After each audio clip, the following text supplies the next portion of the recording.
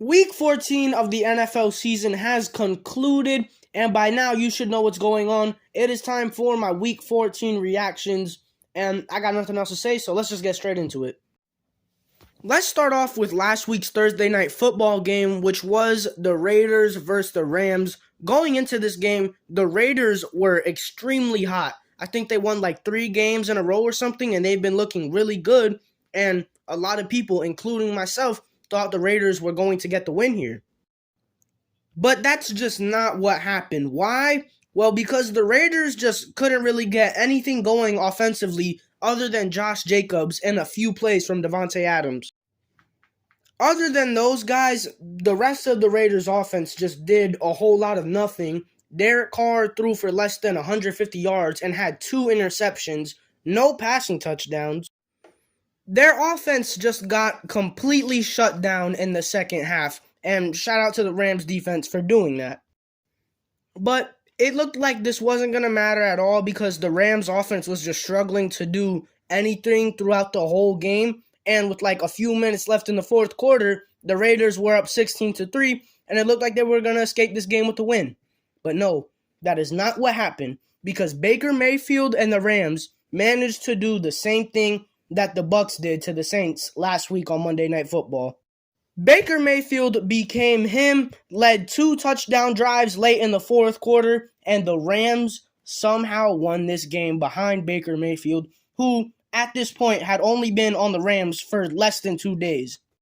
So that's what this game was, a monumental collapse by the Raiders. Shout out to Baker Mayfield, that was a great moment for him and the Rams. They're still not anywhere close to the playoffs though. And as for the Raiders, I'd say with this loss, their playoff chances are pretty much done. Next up, Vikings versus Lions. Going into this game, the Lions were actually favored to win. Vegas knew something that we didn't because not only did the Lions win this game, they quite frankly beat down on the Vikings.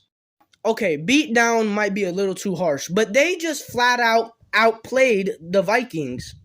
They were the better football team this game. Jared Goff had a masterclass, threw for over 300 yards, 3 touchdowns, no interceptions, played a great game of football. He was clicking with all of his receivers. DJ Chark, Amon-Ra St. Brown, Jameson Williams, Josh Reynolds.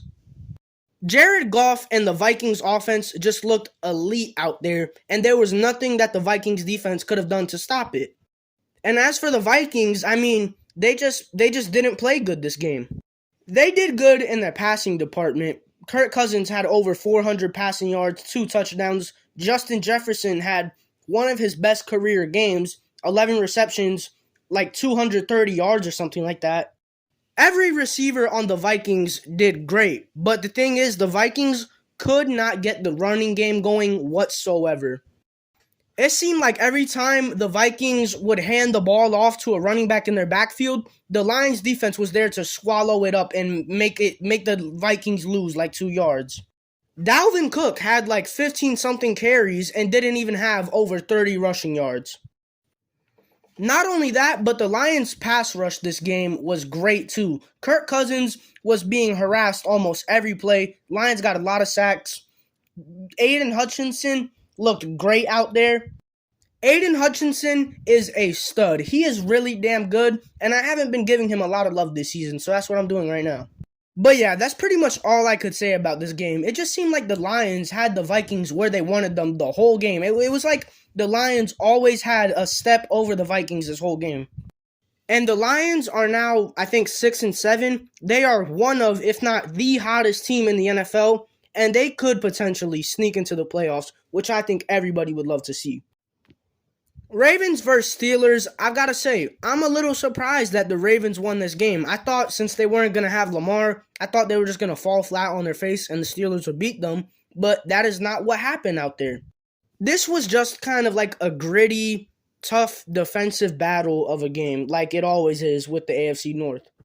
Kenny Pickett unfortunately suffered a concussion really early into the game, and I think this pretty much just set the Steelers up for failure because Mitch Trubisky came into the game as the quarterback in replacement of Kenny Pickett and proceeded to throw 3 interceptions. And while Mitchell Trubisky was playing absolutely horrible football, nobody else on the Steelers offense was really able to get anything else going either. The Ravens defense just simply played great. They were not really allowing the Steelers to get or do anything, which pretty much just gave them the control of the football game, and they somehow won. J.K. Dobbins played phenomenal, had 120 rushing yards and a touchdown, pretty much just carried the entire Ravens offense. He was actually the Ravens' only touchdown, and then the rest of the points came from Justin Tucker, of course. So yeah, that's it for this game. Just the typical game that you would see from the Ravens and the Steelers. Ravens get the win here, and I am happy about that. But yeah, that's all I got to say about this game. Let's move on. We got another AFC North matchup here. The Bengals taking on the Browns. Deshaun Watson played solid this game. Threw for 276 yards, had a touchdown and an interception. It's not the greatest game, it's not something that you're looking at and you're like, wow. But watching him play, he definitely looked pretty solid out there. He had a good connection going with Donovan Peoples-Jones, who had a great game. He also had a pretty nice connection with David Njoku. But other than these three players, nobody else on the Browns offense did anything. Because the Bengals were playing some great defense out there and completely bottled up Nick Chubb. Nick Chubb had like less than 40 rushing yards, and if you are a defense doing that, you will almost always win the game. Especially a team like the Bengals, because after doing what they did on defense, their offense went out there and did what the Bengals offense does. Joe Burrow played pretty good. Joe Mixon looked great coming back from his injury. And Jamar Chase, oh my gosh, 10 receptions, 120 yards, a touchdown. He's definitely like a top 6-7 receiver in the league. Yeah, that pretty much just sums up this whole game. The Bengals defense came to play. Jamar Chase was elite, and the Bengals win this game. I've got to say, that race for the winner of the AFC North between the Ravens and the Bengals is getting very interesting. Jets versus Bills, this game was kind of boring. I don't want to spend too much time on it. The Bills just had a stellar defensive performance. Only allowing 12 points, nobody really stood out on this Jets offense. When healthy, this Bills defense is one of the best in the league, obviously, and it could be the best in the league, like I said, when healthy. Mike White kept getting roughed up this game, though. He just kept taking hit after hit after hit, but he would get back up, and when he was taking out the game, he would come back in. He's just got that dog in him. But it wasn't worth it, though, because like I said, the Bills' defense is just elite and didn't let up anything to the Jets. And then on offense, the Bills kind of struggled, only scored 20 points. Josh Allen looked okay out there. He had a passing and a rushing touchdown, typical Josh Allen things. But other than that, nobody else really got it going on that offense. That just sums up this game pretty much. Just a really defensive game, but the Bills had the better defense and they won because of this. Texans versus Cowboys, I'm going to be completely honest. I did not watch this game because I thought it was going to be a blowout. But checking the score throughout the game, I kept on seeing that the Texans were not only playing competitive to the Cowboys, but they were actually winning for most of the game. Their offense was coming with it. Dameon Pierce was playing solid. Chris Moore, for some reason, had an insane game. He had 10 receptions for like 120-something yards. I've never heard of that guy until now, but now I know who he is. And then their defense was just playing really well, too. Made Dak throw 2 interceptions. And I've got to say, since coming back from injury, Dak hasn't looked too great. He's looked good, obviously. Dak Prescott is still a good quarterback, but he hasn't looked like his former self. That's alright, though, because the run game absolutely killed the Texans this game. Both Zeke and Tony Pollard averaged over 4 yards per carry. They both had touchdowns. I'm actually pretty sure that Tony Pollard's touchdown was a receiving touchdown, which makes him the only person who caught a receiving touchdown this game for the Cowboys. But yeah, the Cowboys were losing this game for 95% of it. Looked like they were about to suffer one of the most embarrassing losses by any team this whole entire season. But luckily, they escaped that and come out of this game with a win somehow, some way. I've got to say, I've been very high on the Cowboys this whole season, along with a lot of other people. But a loss like that, oh man, oh my God, they would have been getting ripped for days. Luckily for them, they won though, so they don't have to worry about being ripped for days. Eagles versus Giants, this game was just a complete beatdown. What did I say in my predictions for this week? What did I say? I said all teams have to do is stop Saquon Barkley and get by on offense, and they will beat the Giants. I also said that the Eagles would win this game by at least 2 touchdowns, and both of those things that I said were right this game, were very right.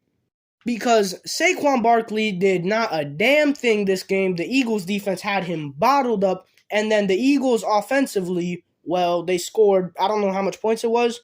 I just checked. They scored 48 points and had 6 offensive touchdowns. Jalen Hurts had 2 passing touchdowns to both A.J. Brown and Devonta Smith. Miles Sanders had almost 150 rushing yards this game, paired with 2 rushing touchdowns. Jalen Hurts also had a rushing touchdown, and Kenneth Gainwell also had a rushing touchdown. The Eagles might be the most well-rounded team in the NFL. They have a lethal defensive line that could shut down any backfield. They have one of the best secondaries in the league. They have probably the best rushing offense in the NFL, and their passing offense is electric too. This game pretty much just sums up how the Eagles have been this season. Everything was clicking for them, nothing went wrong for them, and everything went wrong for the Giants as they lost this game 22-48. Week in and week out, the Eagles look more and more scarier. I don't care if they've played Mickey Mouse teams. If you're beating teams by 20 plus points every week, you are a scary team. Jaguars versus Titans, I did not watch this game, not a single snap of it. I did not care about this game. So I'm pretty much just looking at the stats right now. Derrick Henry was once again the only person who did anything on the Titans offense. He had a very good game, but this got wasted again like it always does by the Titans because they just could not put a stop to Trevor Lawrence and the Jaguars offense. Trevor Lawrence was literally him this game, threw for over 300 yards, 3 passing touchdowns, no interceptions, also had a rushing touchdown. And then Evan Ingram was like Travis Kelce, Gronk, Tony Gonzalez, and Shannon Sharp all combined into one, as he had one of the greatest tight end games of ever. I'm definitely trying to gas it up, but he had 11 receptions, 162 yards, and 2 touchdowns this game. That is incredible. Trevor Lawrence is looking like him being the number 1 pick was 100% the right decision, and the Titans are looking like frauds. I mean, I've been saying this about the Titans this whole season. They're mid, they're fraudulent, they're not good, they're a boring team. The Titans are just not good. Take away Derrick Henry and Mike Vrabel from the Titans, and they might have like only 3 wins this season. Chiefs versus Broncos. What happened this game? The Chiefs were up like 27-0 at some point, and then all of a sudden this game was very close, 27-21. This was looking like another dominant Chiefs win and another embarrassing loss for the Broncos, but then Jerry Jeudy happened. Russ was actually cooking this game. He was actually cooking this game with Jerry Jeudy, who had 8 receptions for 73 yards and 3 touchdowns. The Broncos scored 28 points this game, which is absolutely monumental for them. That should be like a historical achievement if your coach is Nathaniel Hackett, scoring 28 points. And they even picked off Mahomes 3 times this game. It was looking like the Broncos could have seriously won this game, but no, that didn't happen. Jerick McKinnon became the wide receiver 1 for the Chiefs this game. By the way, Jerick McKinnon is a running back, but he had 7 receptions, 114 yards, 2 touchdowns. Jerick McKinnon was just the ultimate receiving back this game. The Chiefs somehow win this game. I have no idea how. It would have been very cool to see the Broncos get a win like this, and they probably were going to do it, but then Russ got injured. Who knows if the Broncos win this game if Russ gets injured or not? Nobody knows. The Chiefs still win at the end of the day, and they improved to 10-3, and the Broncos slipped to 3-10 or something like that. Panthers versus Seahawks. Look at the Panthers, man. Just look at the Panthers, man. Look at us. Our rushing offense could not be stopped this game. Deonta Foreman, 8. Chuba Hubbard, ate this game. We didn't even need to throw the ball. DJ Moore didn't even catch the ball this game. I know that because he got me less than 1 point in fantasy, but that doesn't matter because all we had to do was run the ball this game because Seattle had no answer for it. Sam Darnold looked okay out there when he was asked to throw the ball, and then our defense really came through. Picked off Geno 2 times this game. By the way, Geno Smith, he played solid, had 3 touchdowns, but those 2 interceptions definitely do make him look like he played pretty bad. But he was still dotting us up at points in this game. Marquise Goodwin was actually the leading receiver for the Seahawks this game. He caught a touchdown this game. Then you got DK and Tyler Lockett under him who also caught touchdowns this game. But it didn't matter because my Panthers made big plays at the right times and our rushing offense was just insane. And we win this game, making the Seahawks' road to the playoffs a lot harder and making our road to the playoffs a lot easier. Because we're second in the NFC South right now, and we genuinely have a chance to make the 4th seed and host a playoff game. We're going to have a below 500 record, but it could happen. It could happen. I didn't think that I would be this excited about my Panthers this late in the season, but I am, and it's a great feeling. Buccaneers versus 49ers. Do we have to talk about this one? The 49ers defense just railed the Bucs all night long. The Bucs could not get anything going. Brady threw 2 interceptions. The Bucs only scored 7 points this game compared to the 49ers 35. Brock Purdy looked great out there with the help of Christian McCaffrey, who had an insane game. CMC had 119 rushing yards and a rushing touchdown. Also caught a receiving touchdown. Normal CMC things. But Brock Purdy just genuinely looked good out there. Like, no jokes, no memes, Brock Purdy actually played really good football out there. Threw 2 touchdowns, and this 49ers team just looks scarier and scarier as the weeks go on. And the Bucs, oh my God, I hope the Bucs keep losing and my Panthers can make it into the playoffs. Dolphins versus Chargers, this one was simple. The Chargers defense had everything but Tyreek Hill bottled up. Tua had a very bad game. Jalen Waddle didn't have much of an impact on this one. Tyreek Hill was the only person who did anything on the Dolphins offense. He had a receiving touchdown and, of course, that fumble recovery that he took all the way to the house where the Chargers defense just kind of lost their mind and did not know what was going on. Other than that, though, the Chargers defense actually looked really good this game. And then Justin Herbert just looked like an MVP candidate out there. Before the season started, when I had made my awards predictions and I said that Justin Herbert could win MVP, this is what I expected Justin Herbert to be playing like week in and week out. 39 completions, 367 yards, a touchdown, distributing it to all of his receivers, making crazy throws back and forth. This is the MVP Herbert that I had expected. Mike Williams had a great game, 6 receptions, 116 yards, a touchdown. Keenan Allen was a reception merchant this game, 12 receptions, 92 yards. Austin Eckler also did his thing. The Chargers just looked really good this game. And I was doubting them going into it. I actually thought the Dolphins were going to win this game because I just didn't have faith in the Chargers with how they've been playing recently. But if the Chargers continue to play like this, they could make it into the playoffs. And who knows, maybe they could make some noise in the playoffs. It's good to see the Chargers playing like this. It's good to see them living up to their expectations. Going into the season, this is what we thought the Chargers were going to be. Not a team that just manages to choke every game they're in.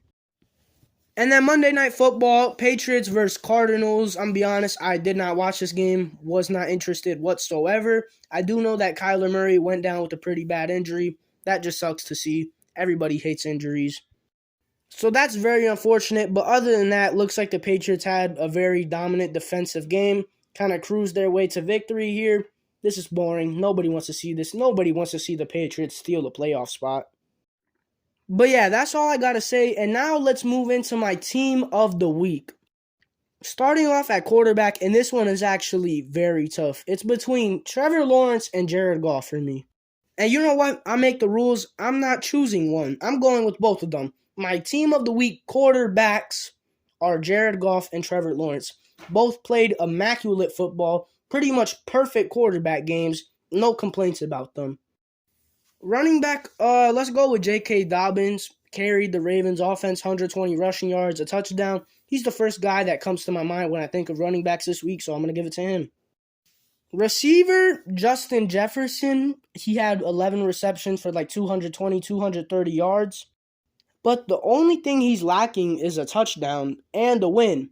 So you know what? I'm not going to say Justin Jefferson.